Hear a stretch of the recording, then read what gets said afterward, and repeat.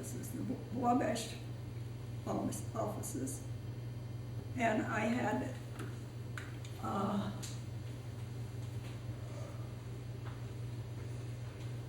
before she got married, I was called out in the office by my cousin John and his boss, and they told me that the Wabash Railroad offices had bought a coal mine in southern Missouri, and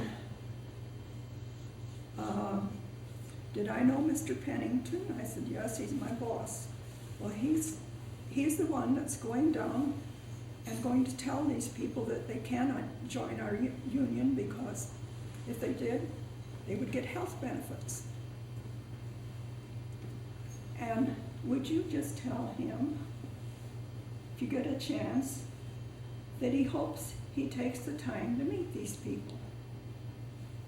Well, he came back and he said, I did what you asked me. I met the people and I okayed them to join our union because the Wabash Railroad had health benefits. Yeah.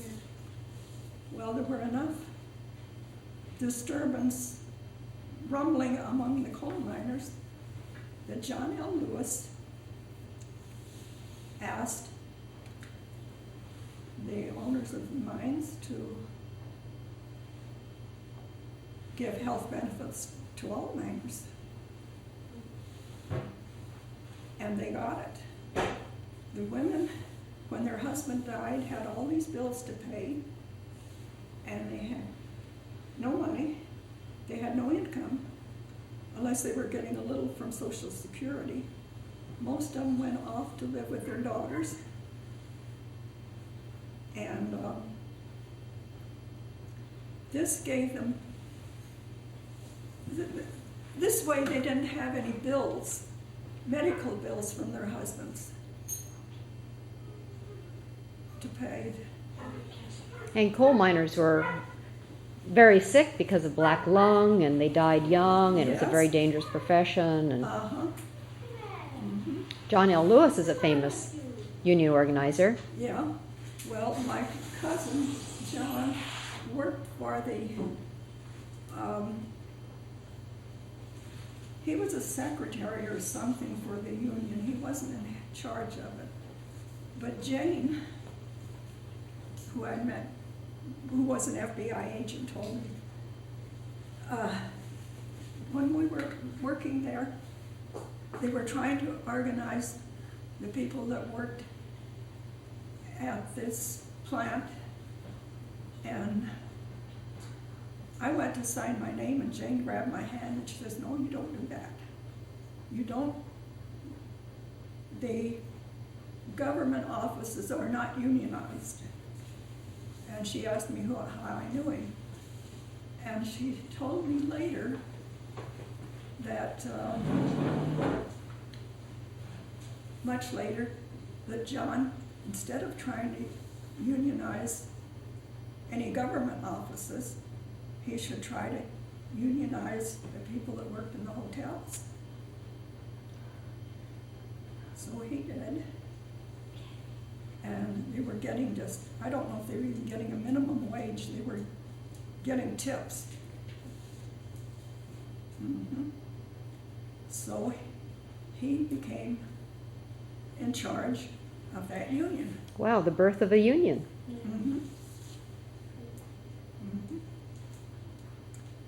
So another time I saw Jane, it was after during my sister's wedding, my dad wasn't feeling well, going to get married in Gulfport, Mississippi. My dad wasn't feeling well, so my mother decided she couldn't go, and I was working for the Wabash Railroad, and I had a pass to go on the railroad. And I used the pass. I think I would got half fare or something like that. If I'd been with the Wabash Union 5 years, I would have had a full pass. but I had half, How about this for a memory? I had half, I only had to pay half fare. So I went to Gulfport, Mississippi to be best maid at my sister's wedding in the Methodist Church in Gulfport. I met my husband when I got off the bus. He said, "You must be the bride's maid." And we had to go over to the where they got their license. And while they were filling out the paperwork for the license, my husband said, "Would you like a double wedding?" I said, "No, but I would like to know you better." So he insisted that I stay there, and I said, "No, I've got to get back to my job in St. Louis. I can't stay here. I have to give them at least 2 weeks notice before I leave." So actually it was 2 months later before we were married at my parents' home in Gillespie, Illinois. Now, he didn't own a car. I can't drive. And we had enough money between us to buy a second-hand car. So we got the cheapest one we could find, but then we discovered we'd also have to get license and a few other things.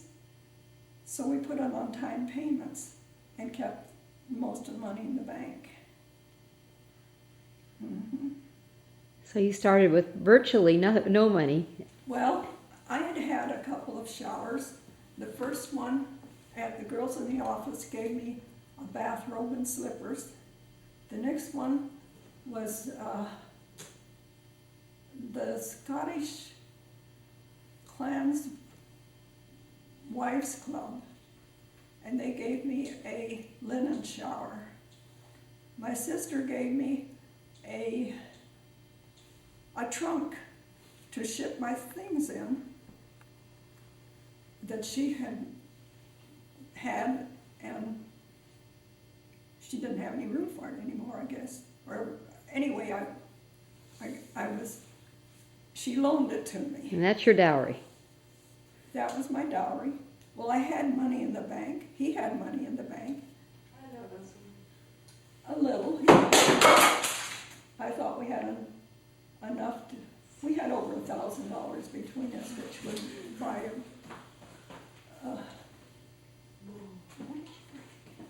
So we went to New Orleans for our honeymoon, and